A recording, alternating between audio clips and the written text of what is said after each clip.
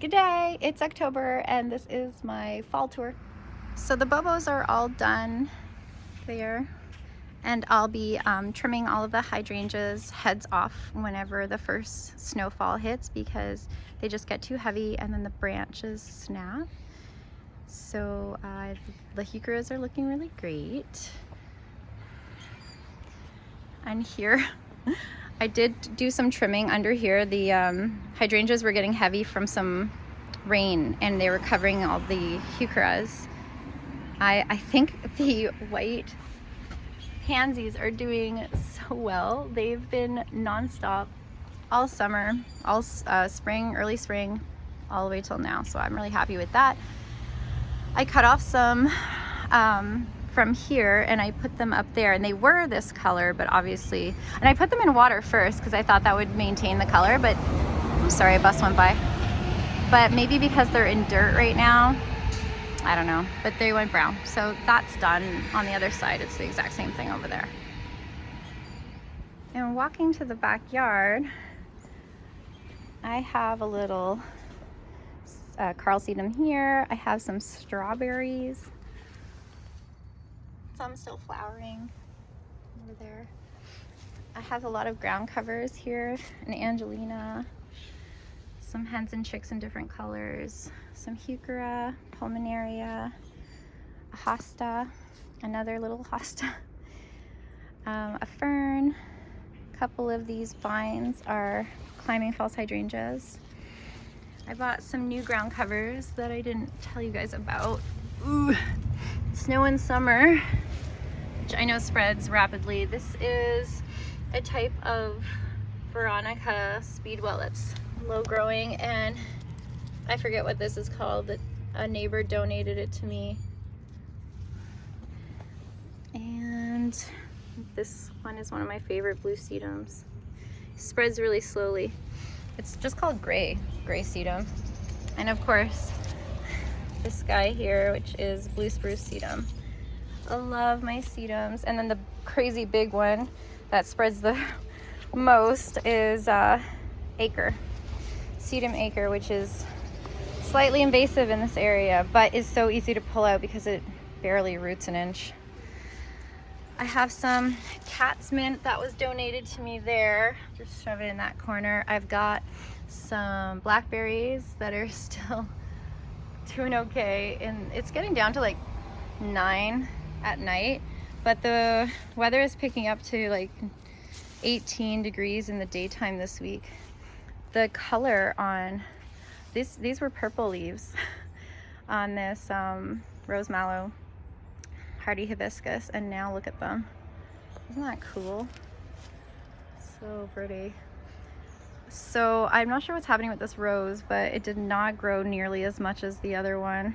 So I will train these up later when I get some sort of support.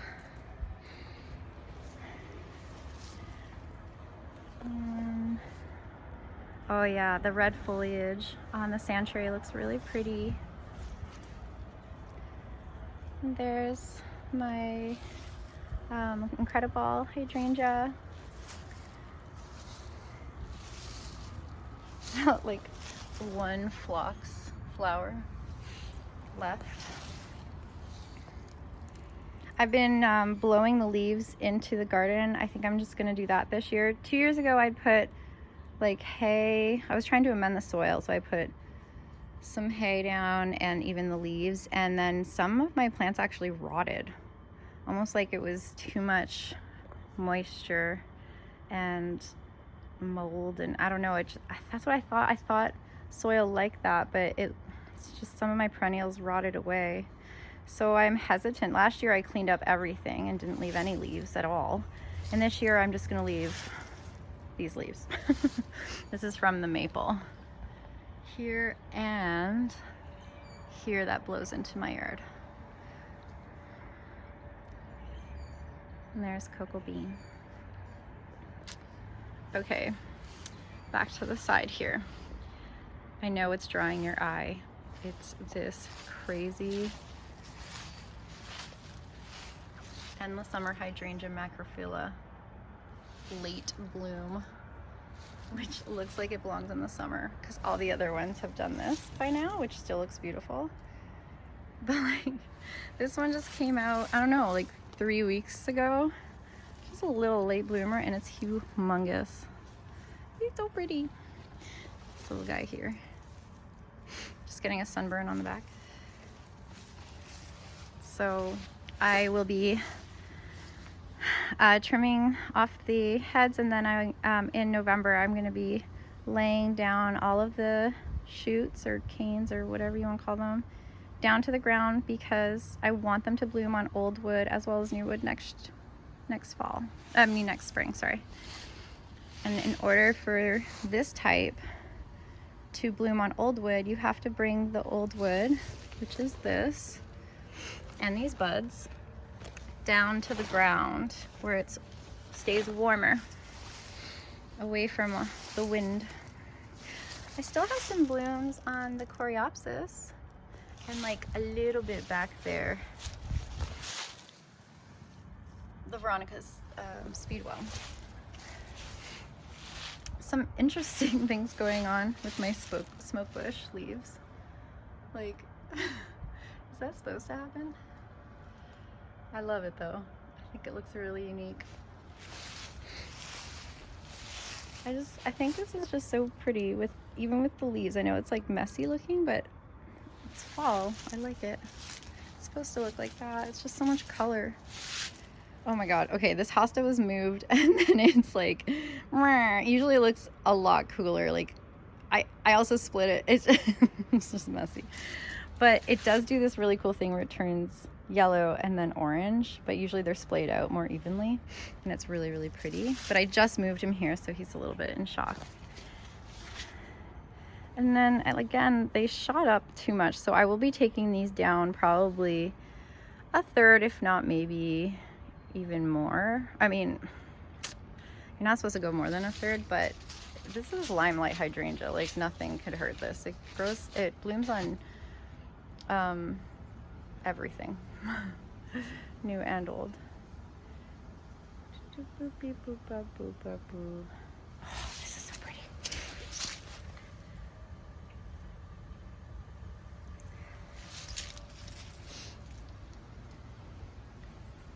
And this is the azalea.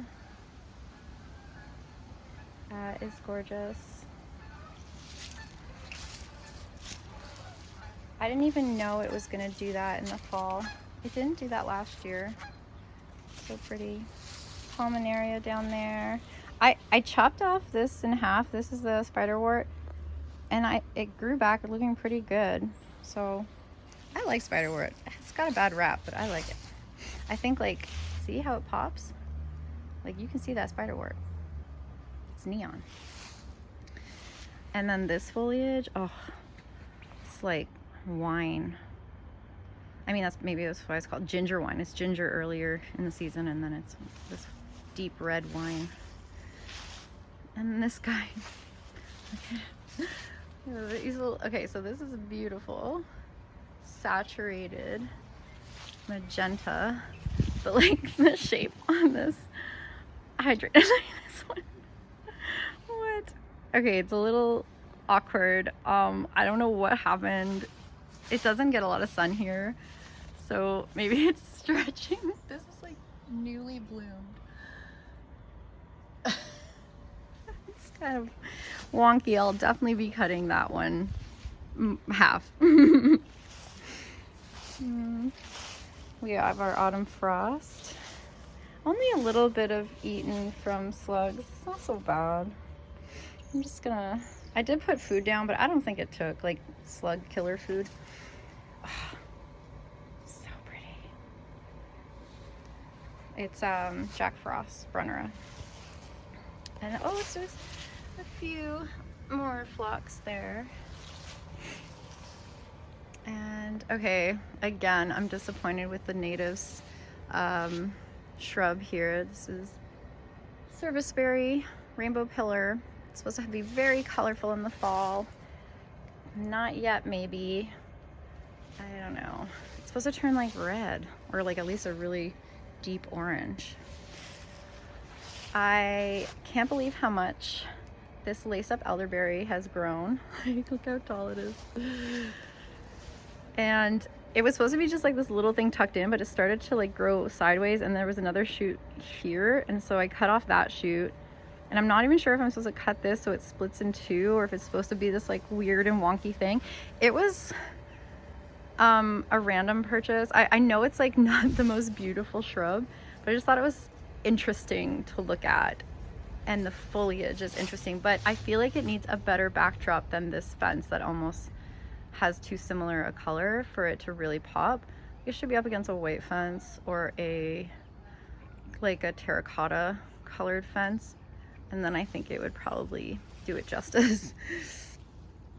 Some more phlox, Pulmonaria. Oh yeah, this filled out nicely.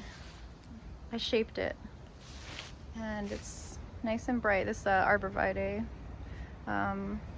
yellow ribbon, I believe it's called. Pinky Winky hydrangea, looking very cute, very pink. And there's some more Coreopsis doing well. This, I don't know what happened to my Brennera, but it got a lot of spots on it. I'm not sure compared to the other ones that I have that are the same kind. And then the showstopper, besides this little buddy here, little angel. Wow. Wow. Tiger Eye Sumac. Now that's gorgeous. Just wild. That's why I'm making the video today. I just got off from work and I probably should just chill out, make dinner, but I thought, what if all the leaves fall tomorrow? I gotta get this. It's just like, it's so beautiful. Zoom out. Oh, okay, I'm in like the wonky zoom out. Hang on. There. And as you can see behind it, there's like a huge amount of growth on my Zephyrin Druin climbing rose. Like I had to, so I pinned it all up. And it's, I'm a little nervous that the rose is, I don't know, growing from its base instead of where it was grafted. So I'm not sure what I'm gonna get because it just grows so profusely and it had more thorns than the Zephyrin Druin rose. So I'm wondering if I'm getting its original root plant rose, which is more of like a native cold hardy, so it survives here. So I don't know. I guess we'll find out next year. They would be different in color, likely, and shape. This is the second flush of my Shasta Daisy, Daisy May. And it's like pretty cool out, so it's doing, I think it's doing great. The 9-bark again. The leftovers of the echinacea. There's not much left. Some bloodgrass, blue spruce globe. Just still making it. Sometimes I get bees on this. The Catmint's Cat's Pajamas Nepeta. And yeah, I'll still see some bees getting what they can. But the what is this called? The orange butterfly weed is done, and I only have one seed pod because I was deadheading, but I got one cool looking seed pod, which is neat. More echinacea, my miniature size smoke bush. Up here we have my little lilac tree that has grown a ton, and Euonymus. Yeah. Oh yeah. So my creeping fox thinks it's spring with this interesting weather we're having of hot and cold. It's a little confused. That happened last year too though. And my new plant, the Russian sage, denim and lace, still got tiny, tiny blooms.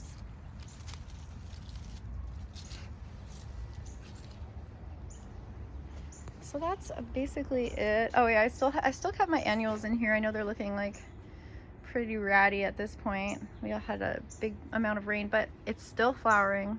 I'm leaving it. On this side too. I mean, not bad. Yeah, I'm still enjoying it. I still spend a bit of time outside. I definitely do a walk around at least twice a day. And it's It's so pretty. It's so pretty even now. Look at that. I need that fence to gray up though. It's like shockingly orange. Okay, until next time.